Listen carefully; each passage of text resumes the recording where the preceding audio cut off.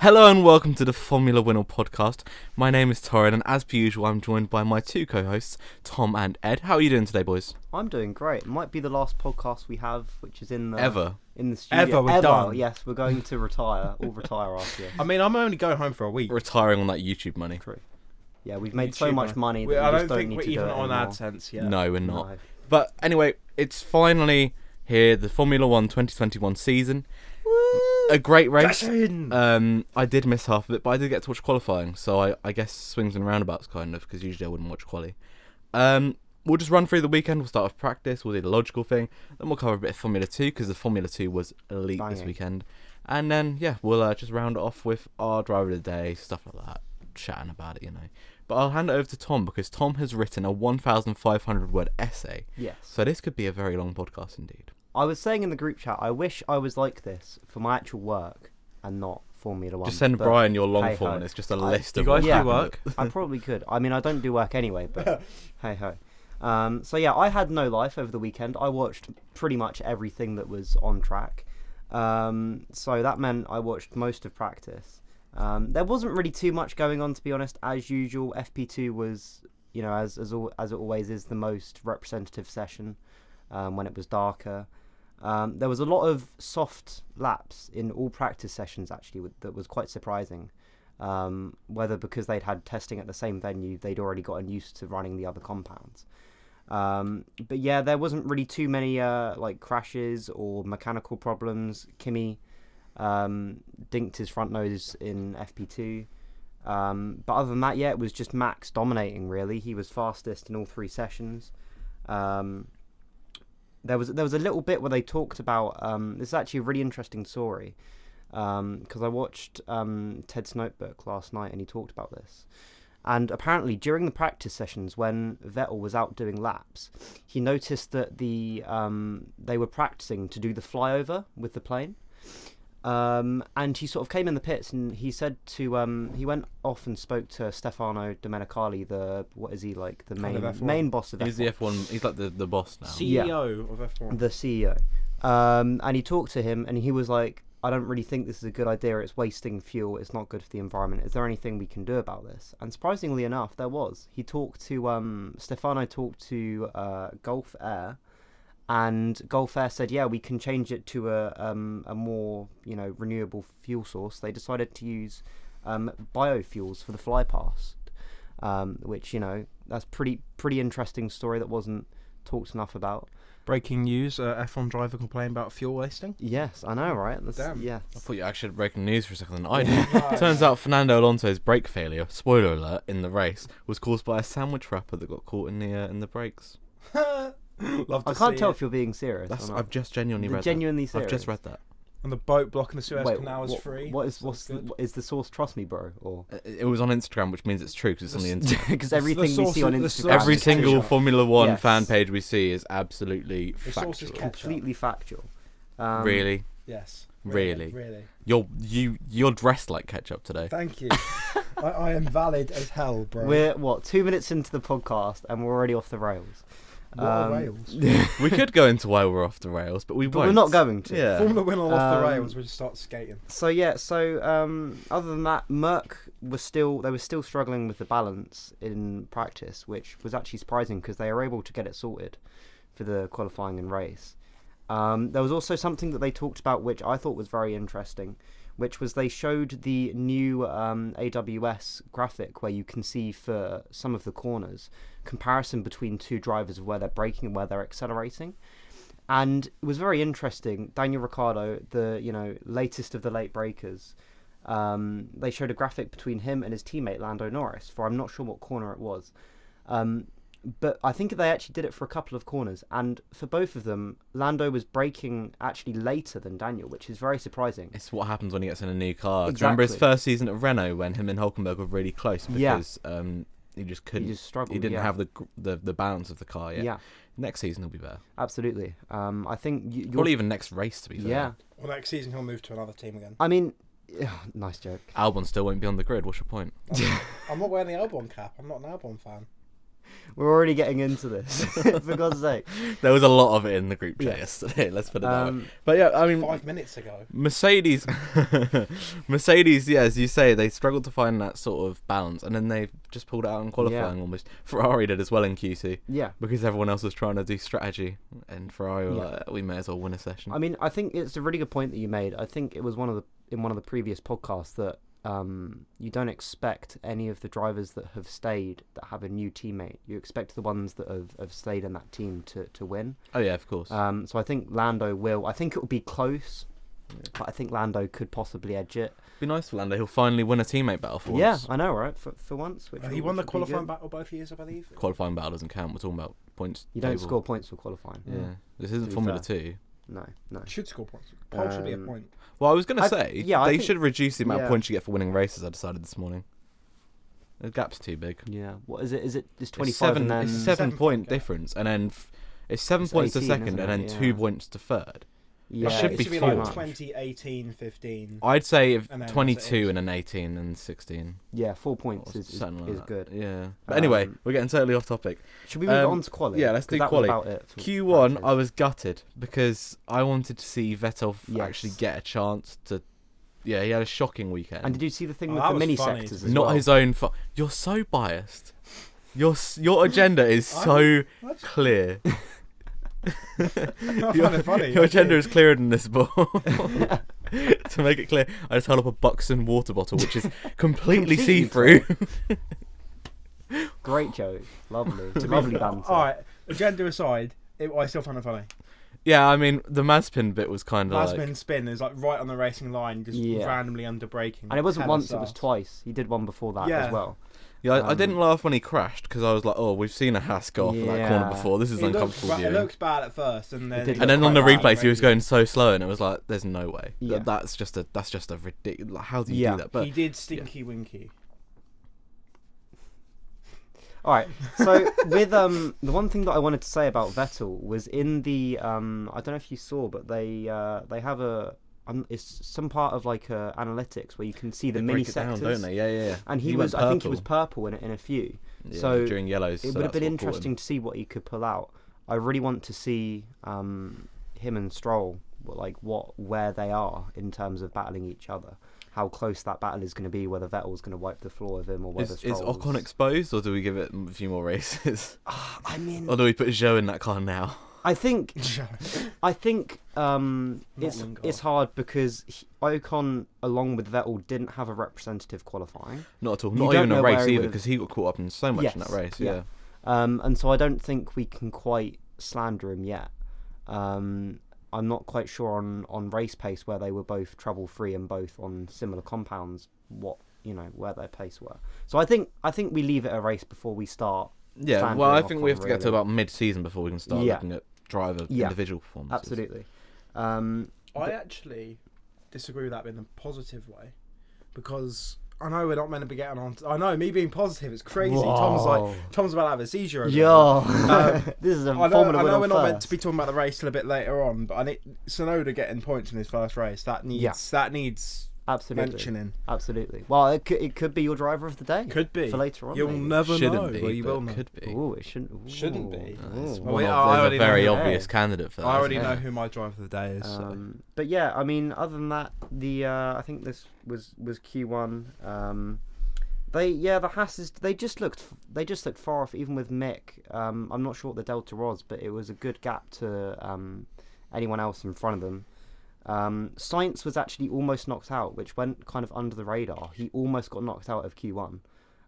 If Ocon or Vettel were able to improve, which, if Mazepin didn't spin in the first corner, they very well could have done, then Sainz actually would have been out of Q1 because I don't believe he was setting another lap.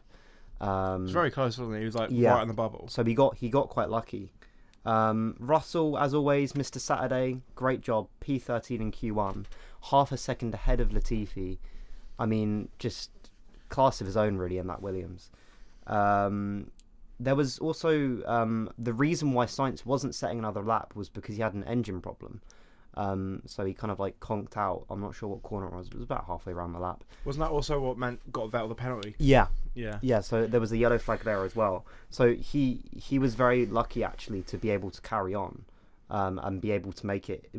He did get into the top 10, didn't he? He was on Q3. I Right? don't think he did. I think he got like Who 11. was? Was he not? Science. I think Science got.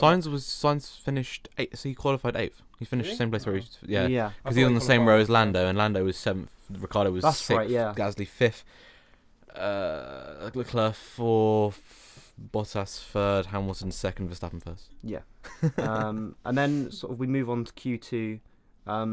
I think the surprise of the weekend. I mean, we'll talk about it more in the race, but the Alphas. I mean, they were immense. I'm not sure what place they I think actually they were like finished, 12th but and 13th on the grid. yeah, they were only. I've got written here that Kimi was less than a 10th off Q3. I think it was very, very close making it to Q3. I think it was Ocon. Was it Stroll in the top 10 possibly as well? Yeah, Stroll just finished got in. 10th. And then it might Alonso. behind then it might have been the two Alphas. But Because what an improvement! Gio set a mad lap at first. Yeah. He was like the first to go through, and then he kept falling. But I mean, they are. I think even from this first race, we can pretty much comfortably say they're clear of that Haas-Williams battle, unless Williams are what they're saying is true, where they have certain tracks where they're much better than others, and this one is a bad track. Didn't for them. Latifi come out and say that was all lies?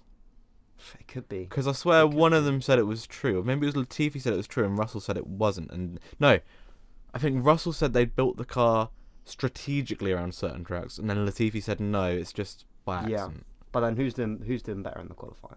Yeah, I was actually going to say, is it got- time they call up Roy Nissany and Yeah. have Nissany Oh, and God. ticked him in that Williams? Never mind. All right, well, let's not talk about testing. I can't go back there. Aiken?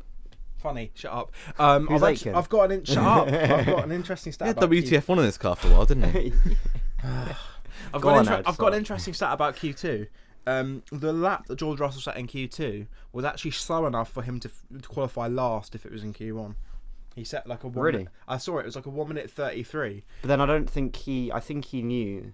Yeah, I think he That- just had a bad lap. But Well, I don't think he would. Even if he had a really good lap, I think he probably would have struggled to get. Because most of the other cars in that session, like, yeah, he I was just wouldn't putting it be able out. to touch It was them. interesting. It is an interesting stat. Then Very yeah, interesting. Tsunoda was also out of Q2. Only 7/10 off Gasly, which I mean, it's not bad. It's not bad. It's not great. He said he lacked grip, but he was on the mediums, which I think possibly if he's in his first qualifying session, maybe just put him on the softs. I know you've got Gasly on the mediums, but Yeah, it's his first It quali. was the same with Perez. They shouldn't have put. No. You know, at least they tried the mediums. Obviously, towards the end of last year, Red Bull were used to having to waste the softs because Albon wasn't to the same pace as Verstappen. Yeah. And they wanted both cars in the top 10 because the car last year was so difficult to drive. They shouldn't have sent Perez out on a second set of medium. It was a bad call. I'm legally obligated to not talk about Perez. Yes, I think we'll try Because and something restrict. horrific will come out of his Yes, mouth. I think we'll try and restrict Ed talking about Perez as much as possible. Did you see Tsunoda's post-quali interview? They asked him, like, "Oh, where will you be happy with finishing tomorrow?" P1. And he said P1. Yeah, I love that. That's brilliant. Right, fair enough, lad. That's brilliant. I like the ambition from him. Yeah, absolutely. But yeah, then Aston Martin. I mean, I guess we're only basing it off on one car, but it's still disappointing when you think that they were racing point last year and coming into the season last year, they were, I would say, pretty comfortably just on outright pace the third fastest car. Maybe you can put McLaren. It's the same in with that Alpine, battle, though. Like but- both the teams have dropped off Yeah, massively. they're just nowhere. I think they are victims of their own optimism. Both teams. Well, it's all to do with the rake this year. It's Yeah. always to do with it's what the teams have adopted last year and the teams that have maybe tried to change it a little bit to suit the floor changes. It was the high rake teams that got, or was it the low rake teams got done shafted. in? Yeah. Yeah. So the Exactly. likes of Red Bull and AlphaTauri have benefited Yeah. because they've got that high rake. And Aston Martin, I'm not sure who said it, but I think it may have been Lawrence Stroll. I can't remember.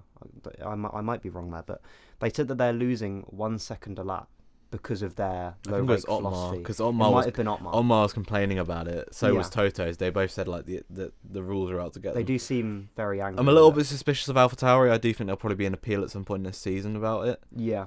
Because Probably. it echoes on from comments that Christian Horner made last season about the Racing Point. Yeah. When he basically said, "Oh, well, next year we'll just build the AlphaTauri on last year's Red Bull." So I wouldn't be surprised if there's something going on because that AlphaTauri is flying, Yeah. and Gasly probably would have finished 5th or 4th, I reckon. He was, well, I mean, to be even as a Ricciardo fan, I can say that he was faster than Ricciardo on race pace. If he didn't have that instant, he probably would have gotten past. I did almost wear my Gasly hat today, and I Really? thought, Well, it's controversial. can't quite do that, yeah. I mean, I'm gonna go off slightly off piece, but I think I know I'm contractually obligated to not talk about Perez. However, I will not say his name. I'll just replace it with something else. Go on. Checo. As long as it isn't biased. I still think Gasly should have been in that Red Bull this year over the Mexican. Really? I just think Which Gasly, Mexican driver? What? Which one? There's only one in F1 at the moment. Yeah, look, there's loads of Mexican drivers there. He wants The you to Mexican say. F1 He wants driver. you to say. I'm not saying The his name. I'm Checo. not allowed to say his name. But Monster Energy have tied him up. He's not allowed to say Perez's name. I mean, yeah. I, in my opinion, I think he should have one more season. I don't know how many years is he contracted. I think he should Is just it get just out one? of AlphaTauri. Exactly, I have think one he more should just go season, to another team and and then build it up.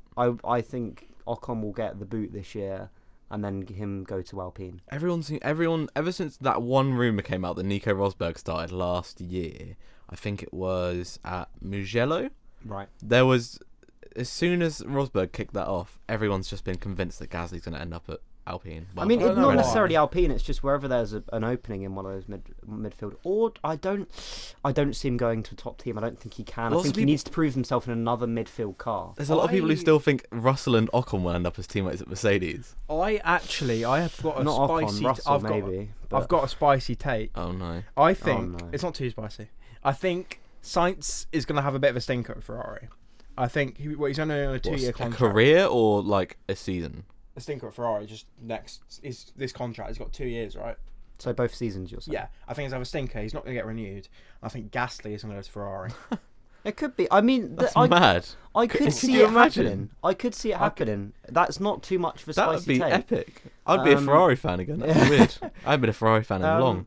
But yeah, I mean, you're not wrong, Ed, because talking of Carlos, he was in qualifying in Q3. They both made it. Pretty sure they both did it on the same tyre. He was 5/10 off Leclerc. Is that disappointing or New not? What do we album. think about that? No. It's not Because if you think disappointing. it's Not his at all. first quali, 5/10, it's not too bad. When you think Sonoda, He did do better than was- him in Q2 as well. True. It's a close battle. What we have to remember as well is that this is it's a bit of a controversial opinion, but I remember I mentioned this in a podcast recently. If you look at where the teams that Carlos has been at and where he's placed, he's never had to outdrive a car. And so this season he might have to. Yeah. And it'll be our first real glimpse of him as a driver rather than the team around him. Yeah. Because when he was at Renault, he placed somewhere he should have really... he was very close with his teammate. Toro Rosso, nothing particularly spectacular apart from that one Singapore race. I would argue that are we talking about science? Yeah. I would argue he like one of his strongest showings, and the reason why he's been able to go Brazil. to these teams, or just the whole season, because he was close to Verstappen. And Verstappen, when you think about what he's done for the sport and how he's now probably, if you're going to say the top 2 drivers in the sport, it has to be Hamilton and Verstappen. Yeah. But I do agree. I think, especially when he was at McLaren, it was hard to compare him because you've got Lando, which is a rookie. I don't think he'd fully been able to grow and be the best driver that he is. I think Sainz and Leclerc will be in that team until Leclerc's long-term contract is up. That's what 2026. It's something silly It's like like a that. 5-year extension. Yeah, I was it's the actually longest. watching It Drive was the to Survive longest yesterday. contract Ferrari have ever given to a driver. Yeah. I think they're gonna. I think this is their long-term lineup. I think Sainz might be there Could till he be. retires. It could be because they've both got age on their side. They're both. I Sainz mean, if you're is- just going off past performance, they're yeah. both talented drivers. Yeah. On to McLaren, which had a really good quali. P6 and 7. They do seem like, I think they're maybe the 3rd fastest car, because I think Leclerc is overdriving that, and I think Ferrari are just behind McLaren. I think we'll see Yeah. when we get to Imola in a slightly different track, but they do look really good this season with the diffuser. It all depends whether other teams can develop and make it back, and whether other teams will develop a diffuser similar to them and make that gap back. Gasly P5.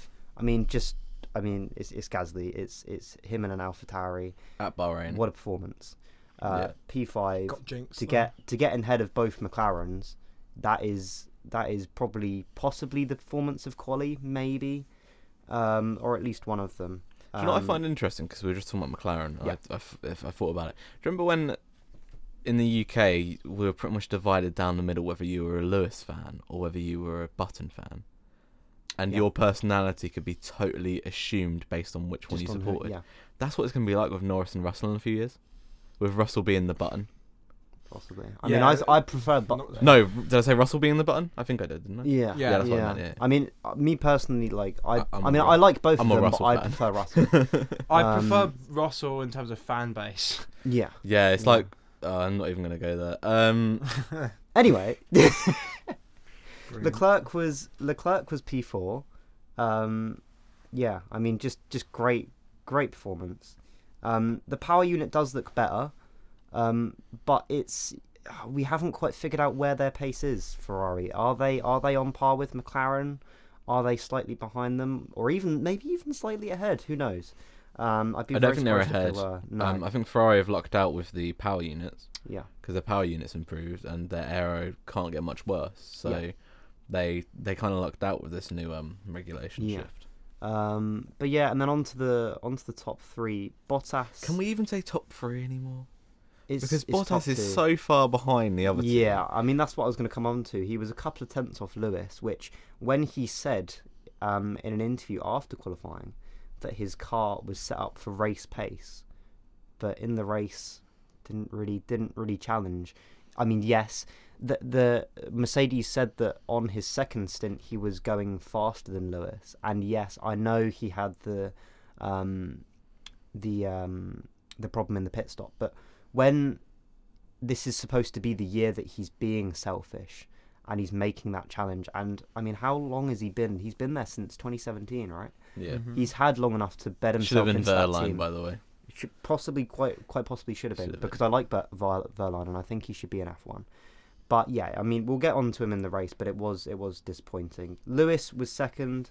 Said he felt he got the most out of the car, and I mean, he did well considering, like, their balance was nowhere in practice. They were able to sort of fix it, and he felt pretty happy with the car. And then Max, I've got written here, Max, super Max. Just round of applause. Mooks Verstappen.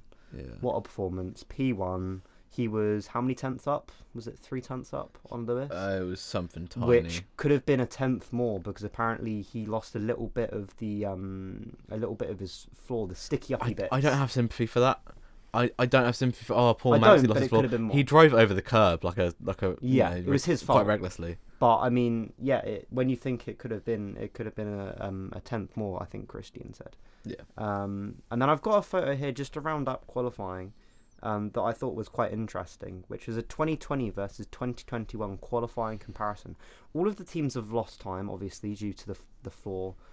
Is it 10 or 20% of the floor? It's Alpine. Lost. Alpine lost time because they had to put more different colours on the car and it weighs it down. They got that the metallic paint. Yeah. It's quite heavy. But yeah, I mean, I think this is very representative, because when you look at those teams, Ferrari, Alfa Romeo, Red Bull, AlphaTauri, McLaren, those are the teams that have improved this much. And then the rest of them, maybe Williams, I think there's a little bit maybe unfair putting them in that bracket, but I think Alpine, Mercedes, Aston Martin, and Haas have all lost a load of time.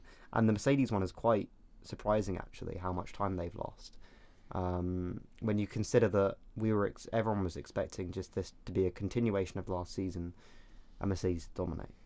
But then in the race, did they dominate? They won it in the end, but it certainly wasn't an easy win. I wanted to start with the We Racers 1 and get your guys' thoughts on that. I mean, are we going to delve into that? We don't have to. We will discuss it because it's a major part of the sport. I feel like we should. I was asleep at that point. I woke up just for the race. So those are Red's thoughts on it. So I thought it was sleepy. Yeah. I sleep. So We Racers 1, they've replaced the End Racism t-shirts with We Racers 1 t-shirts.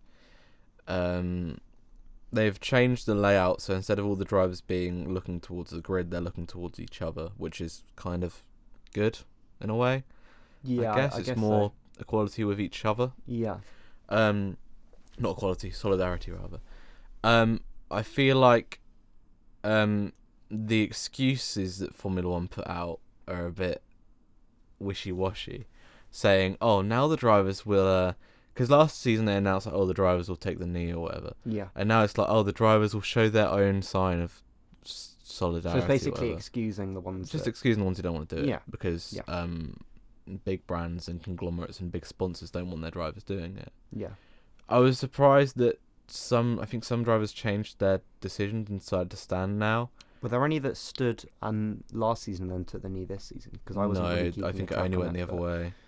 Which is, I mean, I don't know. It's hard. It is to what think. it is. I would prefer if they tried to find some sort of way to, like, why are they putting them in this video? This like, they've done that video again, which is like all the drivers talking to the camera like they did last year before they do the kneeling and whatnot. And if you're gonna be in that video, then do something when you're meant to. Don't just stand there like a mug.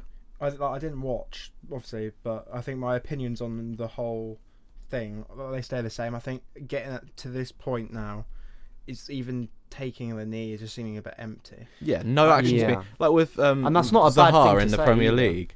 He has decided that because there's not enough action being taken, he's going to stop because it's become an empty gesture. It just becomes worthless when you do it over and over again. Like, so taking much. the knee does nothing anymore. Yeah, I think what Torin said, which I think is a really good point.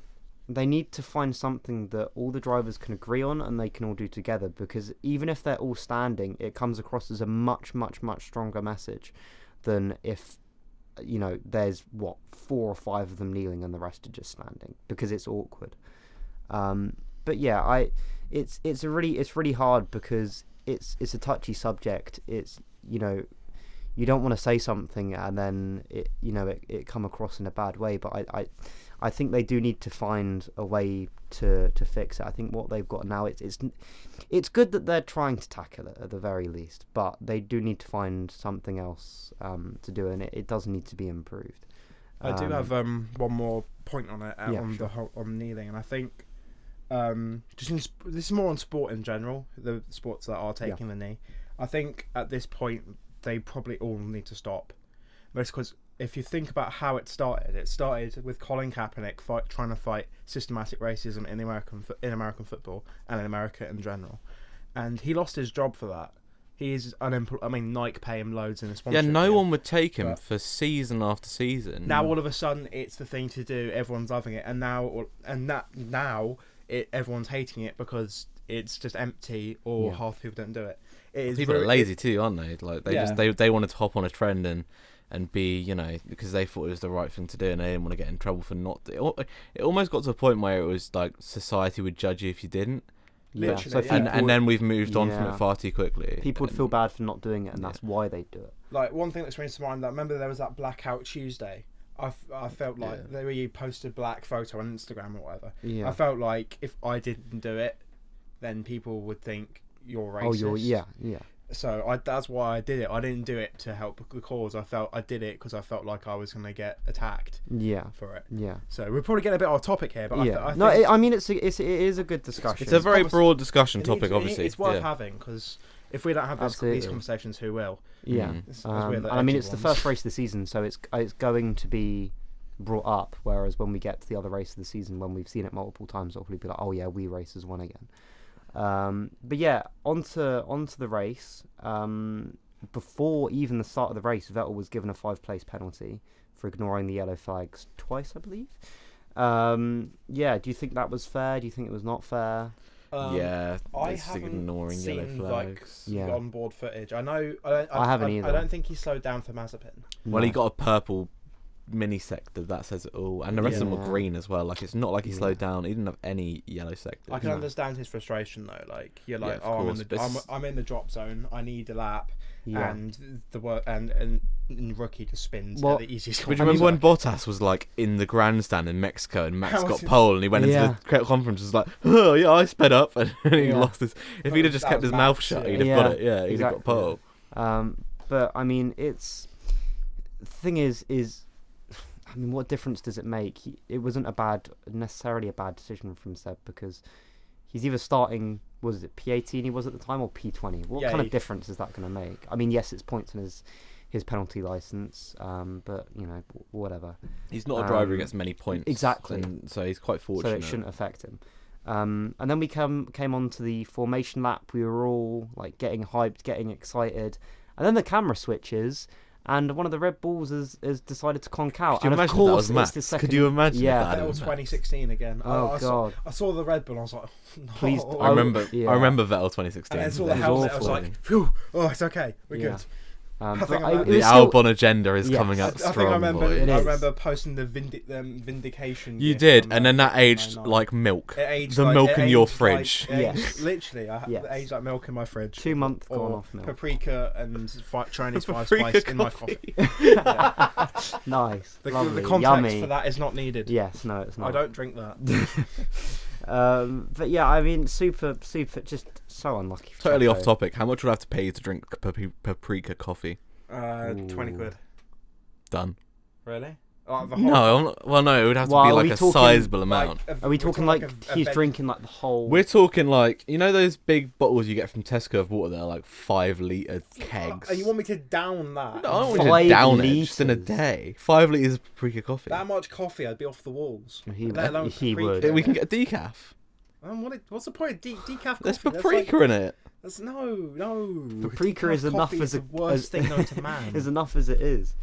But yeah, I tried. onto racing. If we want to talk about Yeah, if we want to If talk we about the thing that we're If we here want to for. talk Yes. about how Mazepin Rather is than- bad. yes, well that was the main thing from the start is Mazepin.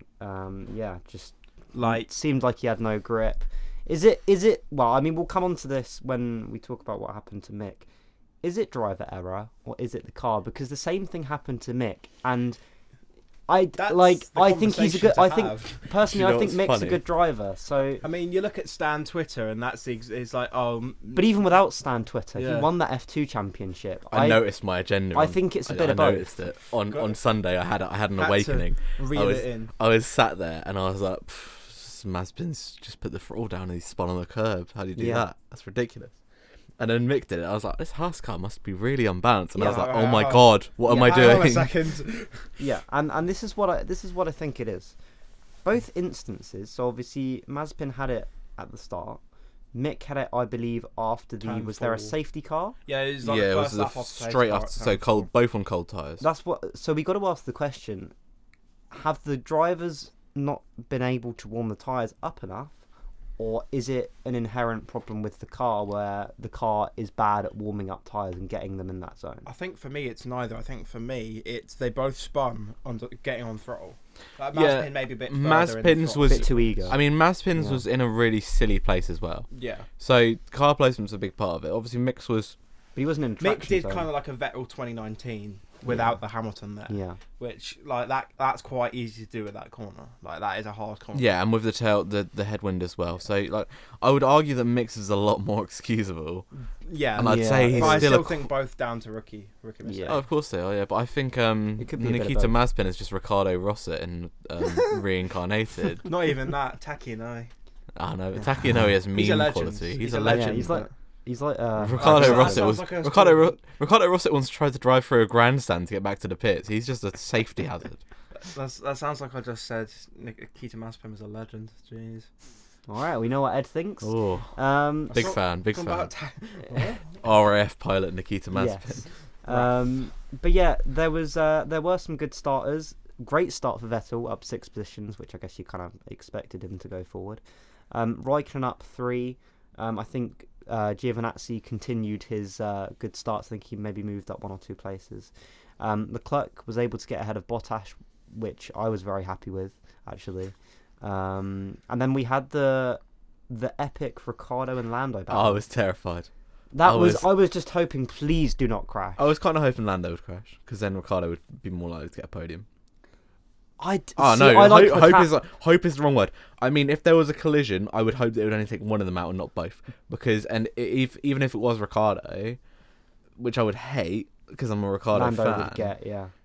the last thing I wanted was both of them to break their wings or both to get a puncture like Haas Yeah. at Silverstone. If they were going to have a collision, I just hope one of them would keep. I one of just them in the race. wanted a good fight, to be honest, because I'm a fan of McLaren, so I want. We're them both to- McLaren fans this season. Yeah. We both had to put our Renault merchandise away and But I mean, even when he was with Renault, I wasn't merchandise. a Renault fan. I was less of a McLaren fan, but I Yeah. still wanted them to get third in the I think constructors. everyone who's British is a McLaren Can't- fan. they all have that. little bit I of- literally I live 10 minutes from the NTC. I think if I'm not a McLaren Yeah. fan, 10 minutes from the MTC. Yeah, pretty much. Really? 15, Jesus. 20. I used to live 10 minutes away. It's in Woking. Wow. Never mind. Geography. Whoa. It's about 20, 25. Oh, it's getting. It started at 15. It started going off a I little still bit think more. I live where I used to live, which was halfway between Woking and. where I Okay, live that now. makes sense. That makes sense. And now I live In where, Winchester. Yeah. Yeah. Well, Winchester's an hour away from. Okay, whatever. A bit longer. Move on. There was Verstappen, which I thought was actually just, Mugello recreation. yeah. I thought it was. Actually, it was much better controlled than Mugello. I Yeah. think was just showed his maturity now that he has, because He's got to have it. he's got to have it if he wants to win the world title this year. And he waited as long as possible to take the restart. It was a really good move to do. Norris was able to overtake. Who was he able to? Leclerc. I've got it. Did he overtake? Yeah, Yeah, would have been. So yeah, he put a really, really good move on Leclerc. Yeah, because they were Showing fourth, how it's McLaren were done. 4th and 6th for most of the race, weren't they? Yeah. So we was third overtook at one Leclerc. point. And then I think shortly after that move, there was Ricciardo and Gasly that came behind them, and then there was the incident with Gasly where he lost his front wing. That was pain. It was pain. I think even if I'm being unbiased, I think I guess you can say they're both on different lines. That was Gasly didn't purely anticipate. racing incident. It was racing instant, but you've Ricciardo gotta- was lucky not to have a pop tyre. he was, but I think you've got to put that more on Gasly just because. I think you that's can just take that, more that, caution, that's first lap Yeah. First lap after safety car. Exactly. It happens. These things happen. And then, yeah, obviously we've talked about Mick also going off after the restart. There was a really, really good battle with Norris and Leclerc. I think it actually lasted a few laps.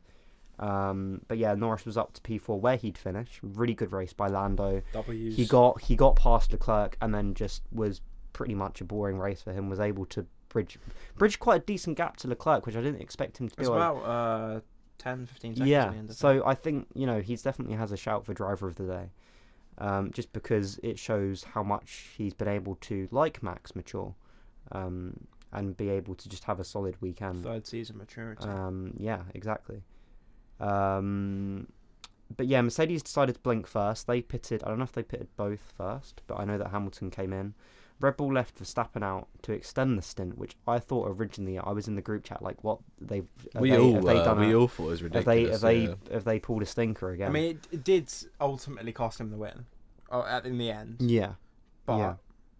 But I mean, it was. I think looking back on it, it probably was the right strategy, because without the track limits, which we'll get onto later, but I think it was possibly the right strategy to I give feel him a like win. if they pit Verstappen the lap after Hamilton, they probably would have pit stop error or something. Yeah, And then it would have been because the same of the thing. pressure. And then they'd be on the same strategy. So. Exactly. But yeah, there was shortly after the pit stops, there was a really good battle with Alonso, Vettel, and Sainz. I think it was almost like 3 wide coming into turn 1. Bit of F2 style. 2 Ferrari rejects for a legend. Yeah. How you can figure out which one. Whoa! Whoa, I've just realised what whoa. you've said. I agree with you at first. I was and then- totally zoned out for a I'll minute let there. you decide who's who there. Right. You look like you're a Ferrari mechanic today. I actually do as well. Oh my god. Kimi Raikkonen fanboy. Yes, he is. But yeah, so yes, they had a good battle. Sainz was able to come out on top, which I mean probably is lucky for him, because the Ferraris looked much better in race pace to the Astons and the Alpines. Tsunoda did I think this possibly could have been moved the race, considering he's a rookie. He came from very far back on Alonso to go P11 at the time. And it was clean. There was after, even though he had a tighter line into turn 1, he had no traction problems. It was just smooth. Silky smooth, I think, as Martin Brundle said. But yeah, and then Merck, they pit both cars again, which at the time I was kind of a bit confused with, because Hamilton was catching Verstappen. I think it was like a 19 or 20 second gap that he had to catch, and he was catching, but I guess probably, they wouldn't have been able to get to the end on those tyres. Bottas kind of put him out of contention with a slow stop. which I guess you can say is a shame. But even without the slow stop, would he have been able to challenge? Who knows? I personally don't really think so. I think it was out of his grasp. He just didn't seem to have the pace this weekend, to be honest. Verstappen again stayed out, went longer. I mean, did we think that was the right move? Should he have come in this, for the second stop maybe a little bit earlier? Or I don't think I saw the second stop. I think I was gone at that point. were you gone? But this Verstappen, right? Yeah, so it wasn't his first stop; it was his second stop. I think the second stop was. I think the strategy in the end was perfectly timed. They kind of had to stick with it at that point. I think that the way the strategy's played out at the end, obviously, other than the incident we'll talk about later, I think. Other than that, it was perfectly played from Red Bull in the end. I think everyone's like, "Oh, first stop, oh, that's a bad strat." Which even I was like, "What the hell? They've thrown the race away there." Yeah. But then Hamilton went on double hards rather than medium hards. Yeah. So, yeah, I think the strategy-wise, it was played out perfectly. But yeah, and then there was a really good battle, which I was happy that they showed some of the lower down battles on TV, which sometimes we don't get to see, even though there was a lot of action this weekend on the race. It was Raikkonen and Russell. They had a really, really good battle.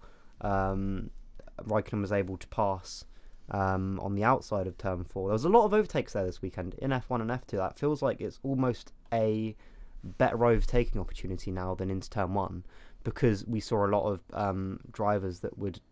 Because no one really makes like a dive bomb into turn 1, because there's apart from Tsunoda, because there's such a big chance of locking up and just the other driver getting a cutback. Yeah, I think it's the cutback is so strong.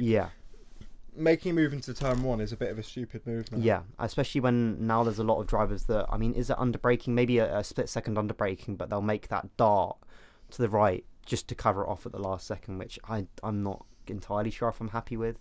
I think it's a little bit unsafe, but just sticking in the slipstream, staying behind, either force a mistake or wait till the DRS zone up to turn 4. It's much easier. It's so much easier. And then Alonso retired. As Torin said, he got a sandwich. Was it a sandwich wrapper? Was it a ham sandwich? Apparently he got a sandwich wrapper stuck in his tie. Yes. I don't know if that's true or not. It could be. They said it was debris, so it was some sort of debris got in his brake duct. Formula Racers _ on Twitter says so. Yeah, it must be true. Nice. There we go. We're getting cancelled again. The sauce was mayonnaise. Lovely. Nice. Nice. Okay. Anyway, what would you lot do without me? What would you lot do without me? Enjoy our podcast. Yes, we'd have a great podcast. No, I'm only kidding. Couldn't do it without you. Yes. In tears. So Alonso retired. Perez, kind of just we haven't touched on him yet, his race, but I feel like driver of the day, best driver by far. He's finally solved Red Bull's issues. After a year and a half of one big issue in that second Red Bull car, a GQ issue maybe even. Yes. That was Ed is currently seething. No, I'm not. But yeah, Albon was not great. Bad. Yeah. Ooh. I nearly said shit, but no, he was all right. He was good at times. It wasn't great. That's another. No, yeah, I really wanted Albon to succeed. I wanted Gasly to succeed. I want to see the young driver succeed. Next year. It's all fine. Yeah. All good. Please.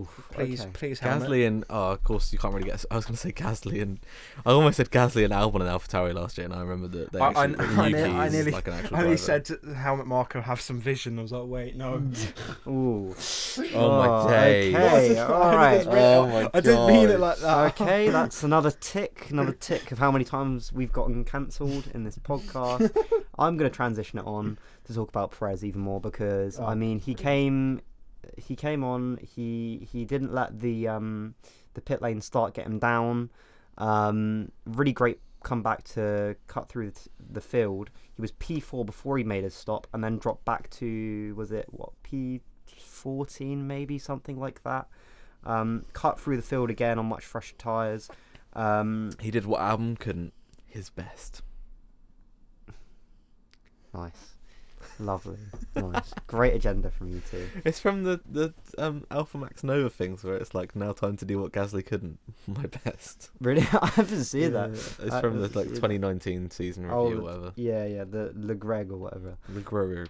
Charles Le Greg. Charles Le Greg. But yeah, other than that, what else happened? There was Verstappen, his stop on lap 40. I don't think it was the fastest ever stop, but it was close to it. It was 1.9. Yeah, they've done a couple 1.8s last season, but it was still very impressive. Really impressive. The race, I believe. Yeah, especially when it is the first race of the season. And then there was the Vettel and Ocon collision. Vettel on the radio, surprisingly, like he said something about Ocon changing his line, which I was a little bit confused with. He outbraked himself. I think whenever you're in a collision and you subconsciously know it's your fault, you will always try and deflect the blame like that. And I think, I've done it many times in league racing. Yeah, so. I think it's something that is... Ed Brown, 4 times world champion. I'm a 2-time world champion on league racing, actually. Thank you.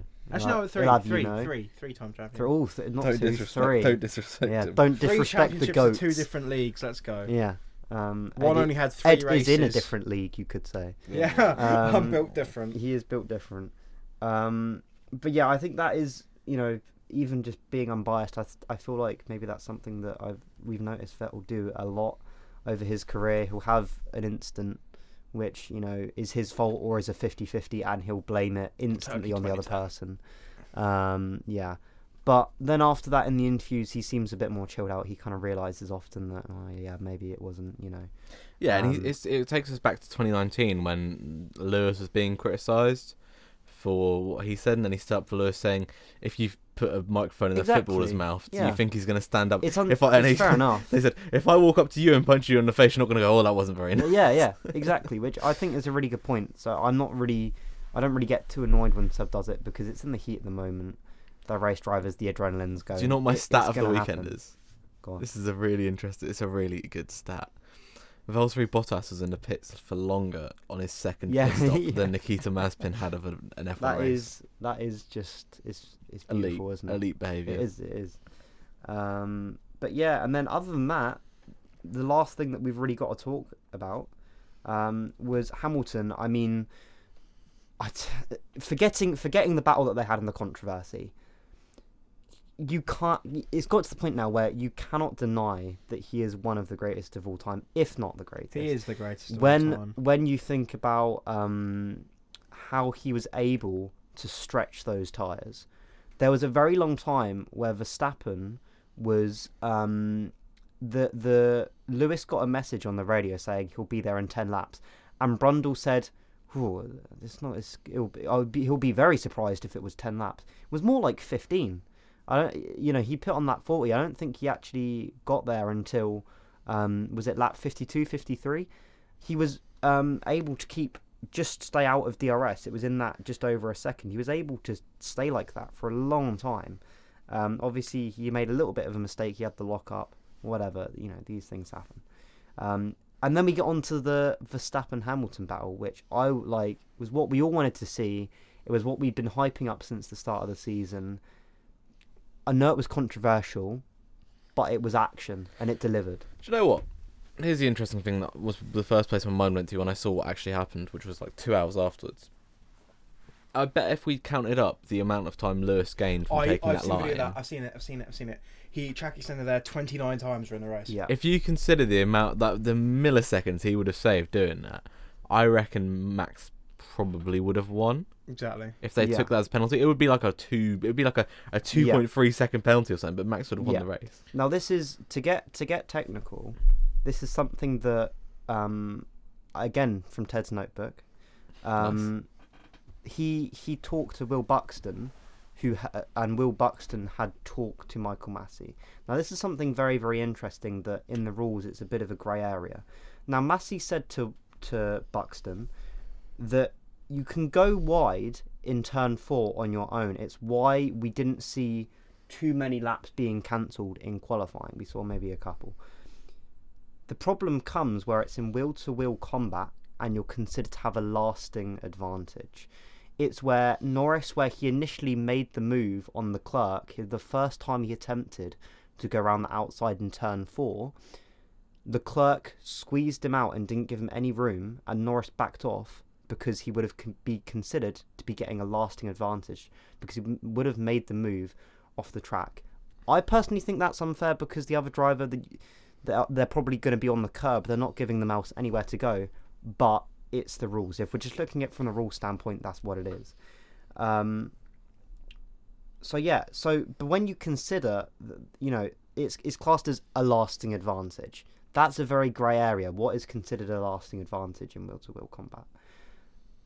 I think there needs to be wheel combat. I think chills. Yeah, I think there needs to be a new rule that comes in, because I don't think there was one in this race, that if a driver has a lasting advantage when they're on their own, and by lasting advantage I mean lap delta, because it's easy for the FIA to see it if they're looking at the mini sectors on each corner and they've got access to all the data, the corner exit speeds, entry speeds and whatnot.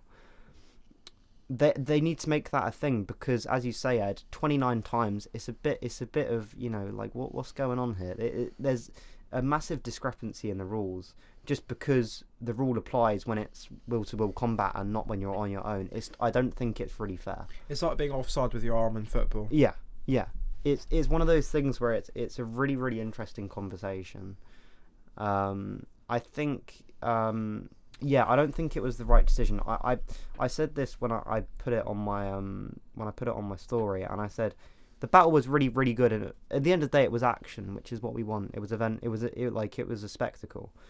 I think Max, I'm unbiased, I just want to see a good battle this season. I don't care whether Max wins or Lewis wins, but I think that it's a shame that these battles between these two generational talents are being decided on just track limits, or what the FIA decides to do, or an investigation after the race, not who was the better driver on that day. Because the better driver on that day was Max. Yes, he was in the better car, but he made the move on him.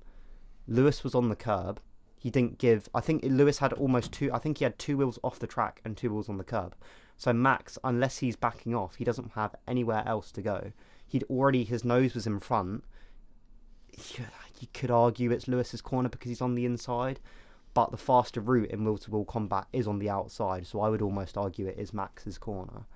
Obviously Max, he was told to give the place back. It wasn't Max's decision. He did the right thing listening to his team when they told him, because it was the FIA that told the team that told him. So it's kind of like he has to do it, otherwise he's going to get a penalty. I think for me, Max wasn't in the wrong. No. Hamilton was on the curb, and at that point, I've got the photo. I don't know if I'll put it on the edit or not, but on the photo of where Verstappen is, and the photo of Hamilton on the curb, Verstappen is miles past. That might be because he's off the circuit, but if he's being forced off the circuit and that's where Hamilton's putting his car, if Verstappen tries to stay on the circuit, they crash, Hamilton spun off into the wall. Yeah. So, to me, that is Verstappen's corner, that is Verstappen's overtake, and even if it was an illegal overtake, I still think he shouldn't have had to hand it back. I think he could have probably pulled out a bit of a gap, not necessarily much. Yeah. But I think it probably still would have ended up with a penalty because FIA like Hamilton. Yeah, but Max, again, this shows his maturity. Yeah. Because I think a year ago or a couple of years ago, Max would have gone, no, I'm not giving that place back. And yes, it didn't pay off this time, but he hasn't got a penalty from it. He hasn't got any penalty points on his license. Yeah, like giving it back. Like, the thing is, once he gave it back, there was still a chance. But when he had that snap of oversteer at the second to last corner on the lap after giving it back, it was over. It was like, oh, that's the race done. What about a Piston Cup race where Lightning McQueen did like Tokyo Drift and he didn't get done for track limits? Yeah. What's Chick Hicks forced him off the track. Wonder why. He also parked it and reversed on the circuit. That's he should be disqualified. Like, and what was it? The blue. All the right, little we can blue stop one. talking about cars. The little blue one did a sub-second pit stop. But I mean, what do you mean little blue one? The yellow one. Is it Guido? Guido. Do you not know your cars? Right. So, all right. So the little blue one did a madness stop. Okay. Have we got anything more to add to Formula 1 before we move it on to Formula 2?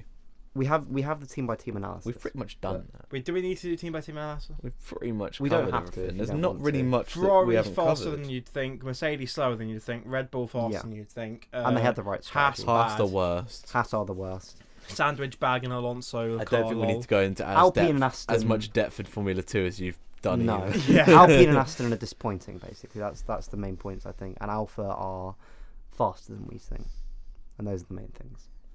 Sì, ragazzi. Sì, ragazzi. I mean, do you guys want to talk a little bit about F2? Because we probably don't need to go into as much detail as we do. It was just funny because obviously Ticktum muted someone in the race 1, and then in race 2 the same happened to him, and he was very Are you kidding me? about it. And absolutely marvellous. Well, the funniest thing was after that race 1 incident, I didn't see race 1. I think I slept through it.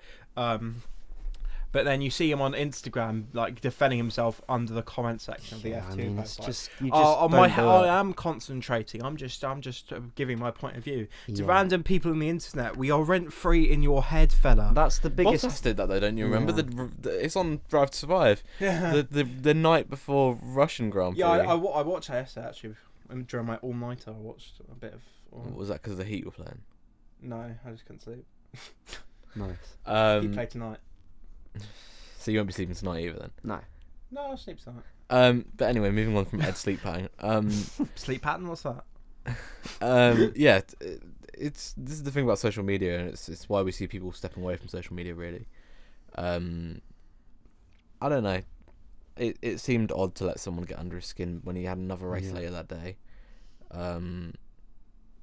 Who knows? I'm surprised he was so surprised it happened to him as well, because the cutback he tried, I'm not saying the crash was his fault, but you know there's going to be someone steaming down the inside, and of course it's Robert Schwartzman. The cutback was the right move, but I think it was quite extreme. And I think he made it quite extreme. He didn't need to cut back that much. He could have kept the outside line and still had a pretty decent exit. Yeah. If it's not lap 1, if you're just on a one-on-one battle 10 laps later. But I don't even think the instant is that bad. I think the bad thing is that it's what's happening off the track, and when you get to this level of motorsport, like most of the drivers are like very similar in talent level, and the thing that separates them is mentality. And when you see Ticktum that his mentality is so easily damaged and so easily broken, it's not going to affect him in a good way. He's a fast driver.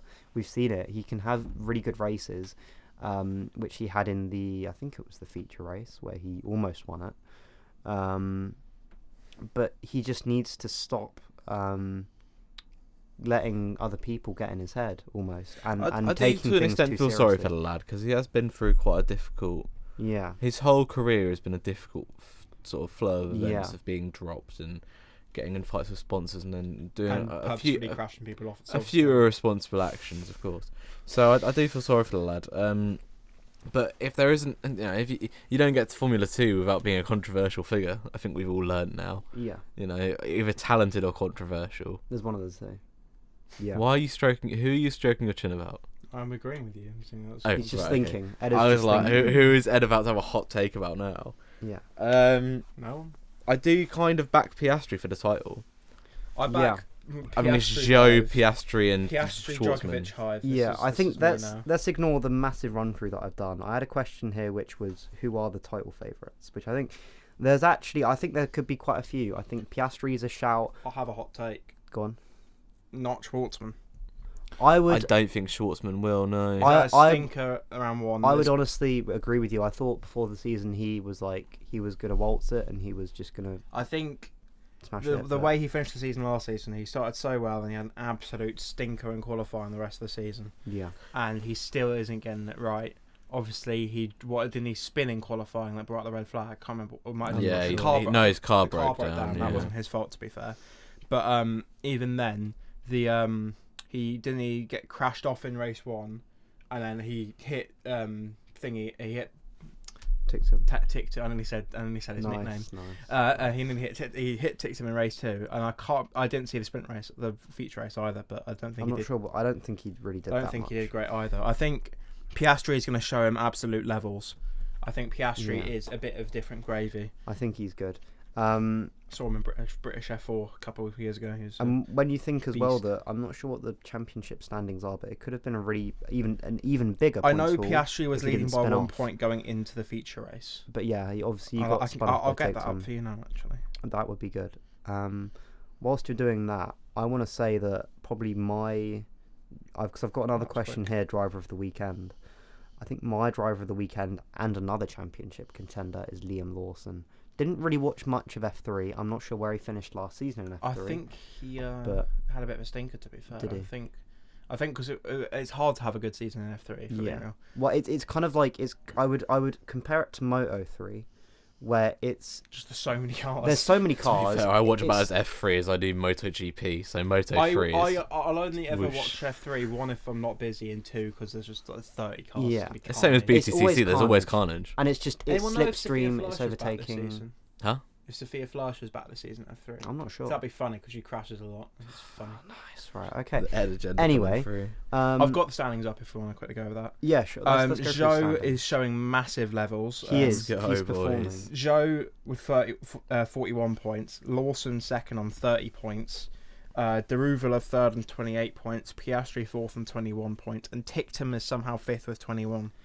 Yeah, he got 19. I think he got 18 points in the feature. Yeah, because did Deruvila have was he one of the ones that I swear he had a problem in one of the races? So it says I've got the points breakdowns per race, but I don't know what that means because the points are different between sprint races. But he got 12 points in the sprint race, which I think is. Was there a race there where he didn't score points? No, he's got 12 points, then 2 sets of 8. I think for feature race, I think Deruvila is a massive underdog for the season. They proved that last season because he won the last race, didn't he? Yeah, and I think he's maybe he doesn't have quite the same level of pace as some of the other drivers do, but he's extremely consistent, which for F1 is good. You need to be consistent. Oh, and also for reference, Schwartzman is 8th on 16 points. Really? He had 8 points in the first sprint race and 8 points in the feature race. But the big surprise out of the standings is Drugovich, because where's Drugovich? I think he only scored like 2 points. Drugovich just 2 points. He was doing really well, and then he did have a really good weekend. It's unfortunate that he was running in the very Zendelli as well. He was up top for the second sprint race. He wasn't too bad. It wasn't Dan Tickton. Yeah. Who was it? Someone hit him, and then he said, remember. "You like touching my arse? Can you please look instead?" It's some weird ass tweet. Next time look, don't touch. Yeah, next time look, don't touch. Yeah, it wasn't quite as bad. I can't remember. I need to get that tweet up. I need to see who it was. But yeah, I think other title contenders. I think Lundgaard is that we haven't talked about yet. I think he is definitely one of the favourites. It was Lundgaard. He's been really, really impressive this weekend. He was up there for most races. Did Lundgaard have in that points breakdown that you've got? Did Lundgaard have a non-score? Yeah, he had no scores on the feature race. I'm trying to remember what happened to him in the feature race. Oh yeah, I don't know. Let me have a look in my Vishal extensive notes. Is massive. Because Lundgaard was leading out of turn 1, so Lundgaard was on pole for the feature.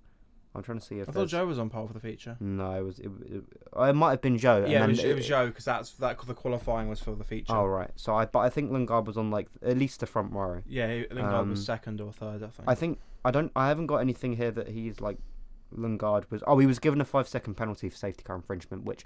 And also so was Drugovich, which I think might have been why it was a no score, which I think is very hard because I think there's very complicated rules because it was a virtual safety car to a safety car, or it was either safety car to virtual safety car. It was one of them, and I think they've for different sections around the track, whether it's actual sectors or mini sectors, they've got a certain arrival time, and I've got a feeling that from a virtual safety car where it's a little bit quicker. Because it's not, I think virtual safety cars are for not quite as serious accidents on track. But I'm pretty sure there's a different arrival time for a virtual safety car and a full safety car.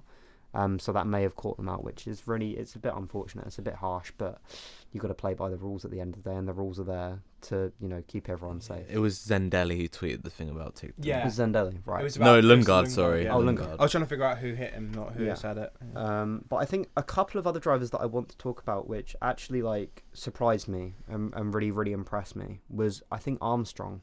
I think Armstrong might be an outside shout for the championship this year. If not, I don't. He's not a favourite. I think I struggle to see him winning the championship. Yeah, he had a good feature race. It looks like. Yeah, but he had 2 non-scores in the sprints. I think I see him finishing. I think he'll be top 5. I think he'll be top 5. He could definitely. He was obviously in ART second car, so he had a stinker. Yeah, and the Dams looks a lot stronger this year, actually. Yeah. Dams minus Nassani. Yes, exactly minus Nassani. And then the last driver that I want to talk about actually is Vershaw. He was in F3 last season. I'm not sure where he finished again. He was like mid pack, but he won Macau, didn't he? The year before. It must have been the year before. But he's been very, very strong this weekend. He was unlucky not to get on the podium in the feature. Do you know where he is in the championship? Vershaw is 6th. Vershaw. Yeah, because the only other one that I've just seen actually that I'm surprised that we haven't mentioned is Pourchaire. He's 11th. 11th, right. 2 sets of 4 points. Because he, again, could be possibly a title favourite. There's a lot of drivers I think there's more drivers this season than there is last season that can actually win the championship. I think there's a good 7 or 8 drivers that can, I think, after that first round, can still win that. I'd back Pourchaire, but ART have already shown their hand with that. With the way they threw Pourchaire under the bus, although in the end that was because Lundgaard was taking his penalty, but we didn't know that at the time. But yeah, I think I'm going to go out on a limb, and I think if Dragovic can win still has a chance to win the championship, I still think Schwartzman does, because they both had stinkers of first round. There's 7 rounds left. I do think there's. And when you think there's 3 races, there's 3 races as well. Yeah. In each round. I'm not sure how I feel about more races, less rounds personally. I quite liked it. I like the format, but I want more weekends of it. And I want better calendar than Sakir, Monaco, Baku, Silverstone. I like the idea. Sochi, I like the idea where it's like Abu Dhabi as well. Where it's on and off, and you have, because it goes F2, F3, F2, F3. I quite like it because then it focuses on one sport series. There's more attention being brought to the series, because if you have F1, F2, and F3, there's going to be less people watching the sport series because it's like, there's too much to watch. I don't like any support series at Monaco. I think personally for me, Monaco should be. Well, I don't think Monaco should be on the calendar at all. But I think it should be an F2, but not an F3. I think that's what it is. It's in F2, but not F3. I think that's a good move. I think they could have planned the races better. Yeah, because giving F2 Sochi and Saudi and Abu Dhabi. It's got Abu Dhabi, isn't it? Yeah, they've got a decent start to the calendar. F2, but then it just drops. Well, race in Monaco as Sakir, well. Monaco, Baku. But I wouldn't say Monaco is a bad race. It's a bad race for action, but it's the spectacle of Monaco. Speaking of Monaco, McLaren are going to win in Monaco this year, I've decided. You've decided. It's going to happen. He's woke up I hope and they chose. do. I hope one particular driver wins. It's going to be Daniel. Woke up and chose. Lando Norris isn't going to win a race this season. Come on. I mean, I still have faith. I have faith. No, it's going to be Daniel. It's got to be Daniel. Surely it's got to be Daniel. Stinky take. What I would say as well, a driver that I want to talk about is Vips.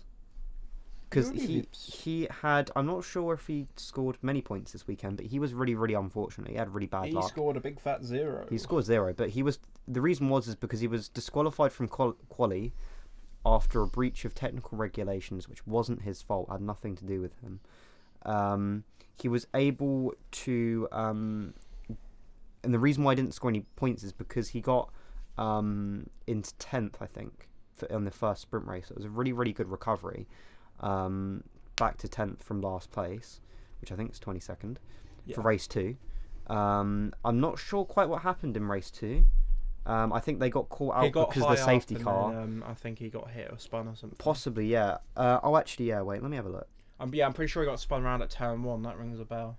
No, it was an engine problem for Vips. The engine problem, yeah. So I think he was fighting for the lead and then his engine popped. I got a feeling because he pitted with Lundgaard, Vips.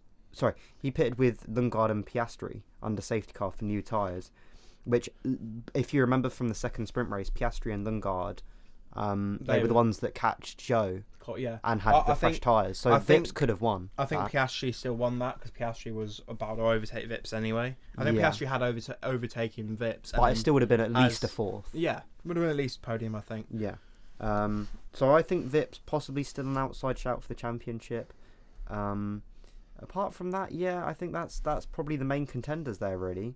But I mean, imagine having the same amount of points as Samaya and Stellada. Yeah, but it's the first round and he got unlucky.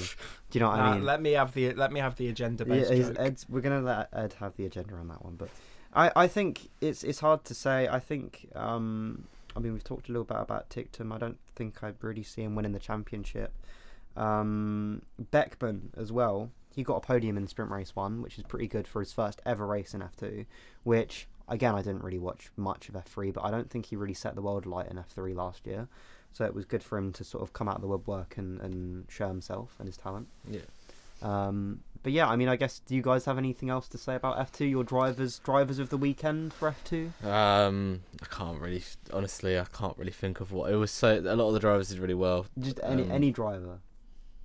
I'd go with Joe because I'm a Joe fan. Joe. Yeah, he won the feature race and he's leading the championship, so it is a good pick. Ed, what about you? For me, I'm gonna go Piastri just because he had a. What are you whispering there? What? I was whispering anything. I think he was was thinking about whispering what I was by gonna say. because one he is my guy, and I think he massively. I'm not gonna say outperformed the Prey because Prey should always be up there, but like a good weekend. He outperformed Schwartzman. I think if you're just looking at like the pace of the drivers this weekend, I think Zhou, Dragovic, and Piastri were probably I think actually maybe Lundgaard in that group. I think Dragovic is probably a contest for driver of the weekend, even though he only got 2 points. Yeah, absolutely, because he was. I think in most of the races he was fighting. Like he was up there with Zhou at that safety car restart in the second race, but his tyres fell off mad. He just I think he got really unlucky with obviously some of the penalties, and then. What happened with this? Because I think I'm sure there was a safety car in every single race this weekend on F2, or at least at least a virtual one in every race, which is quite surprising because it doesn't normally happen. But yeah, I guess we're going to bring on to our drivers of the day for F1. So I think we'll do driver of the day for F1 predictions. We did predictions last week. I think we're going to do that on the Imola preview podcast because it's 3 weeks or it's 2 weeks away. Yeah, and this is probably long enough as it is. Yeah, so it makes sense. We'll recap it. 75 minutes When we do the next podcast, which will be previewing the Imola Grand Prix or the whatever it will be. We can do predictions. And it makes sense just to catch up with it then. That's fine. So we'll each just pick our driver of the day, and that'll round off the podcast. Yeah. Tom, would you like to go first? Let me have a think because there was a lot of good picks. I know mine. It's Perez. First, if you want. Do you want to? Mine is Perez. So you two can take the floor I'd say away. Perez is probably the easy shout. However, I'm gonna not do that because I'm not. I said his name. No, I'll have to blur that. Done. It's cancelled. Done in. I think I'm gonna go with personally Lando Norris. I think he. Everyone was expecting Ricciardo to wipe the floor with him. Everyone was no one was expecting. Was anyone actually expecting Ricciardo to wipe the floor? Quite a few people were expecting Ricciardo to wipe the floor with him. I got to be honest. I was expecting, as a hopeful Ricciardo fan, I was expecting him to be closer over the course of the season. I'm not dossing on Ricciardo here. I think he still had a good race for his first race. He did have a good race, but I think Norris. Yeah, I think Norris. He's going to beat Norris on the season. Like he's going to finish ahead of him. I think he's going to finish ahead of him in points. I think he could do it. I think it could go either way, but I think it would be very close. I don't think it'll go either way. No, not because I think Ricciardo's the better driver, but I think because of, as you said, with the it's going to take half a season to get used to it, but the season is so long now. If it was still a 16 race season, Norris would probably win this season. Yeah. But I think Ricciardo's got a chance. I mean, at least he does definitely have a chance. At least Ricciardo outperformed his first race in the Renault at Bahrain. Yeah, nice one. Yes. Sorry. Albon didn't outperform his first race with Red Bull yesterday, did he? Because he didn't drive for Red Bull yesterday. Anyway, I think I'm going to go with Norris, mostly because he was running in the podium when Bottas had his stinky pit stop. He showed Leclerc levels. I'm gonna go with. So would you put Norris? If you're after saying that, I've got a little question. Yeah. If we're just talking talent and not about cars, would you put Norris over Leclerc? Do you think he's a better driver? No. Do you think you'd put a Leclerc? I put Leclerc because Leclerc won F2. Yeah. Norris did not. No, fair enough. Norris won one. You said Norris showed Leclerc levels. He did in that race. He did in the race, definitely. Yeah. But and obviously last season as well. But yeah. Although Leclerc had more podiums, but he lucked into two. But True. That's fine. I'm gonna go with Norris. I put Perez maybe second in my driver of the day race, and Verstappen third. Perez is the obvious option, which I'm guessing Torin. Mine's going to be Perez. I don't think there's many drivers on the grid that could take a car from pit lane to P5. I mean, considering he went from basically crashed off to win at Sakir, I think he. Yeah, that race was different though. That race was built different. Built different with many Aston Martin safety cars.